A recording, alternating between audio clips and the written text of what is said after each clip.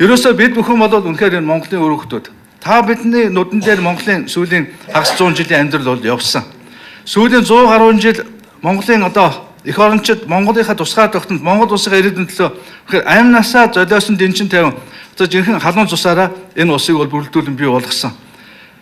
Та бүхэн мэдж байгаа бид бүхэн дэлхийгээс хөндөй одоо мэдгүй хайр гараг дээр байдаг шиг ийм улсын жинданд очсон байсан.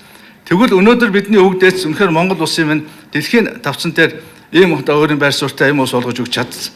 Одоо энийг цааш авч явах гэдэг бол үнэхээр та бидний дэлхийн нийтийн том урсгал хөдөлгөөнтэйгээ ямагт алхаа гიშгэ нэг бижиж өнөөдөр Монгол улс үнэхээр цаашид одоо бат бэх суурьа бэхжүүлж оршин тогтнох энэ баталгаа бол одоо та бидний үйл ажиллагаа болж байна. Ардчсан намын үйл ажиллагаа болж байна.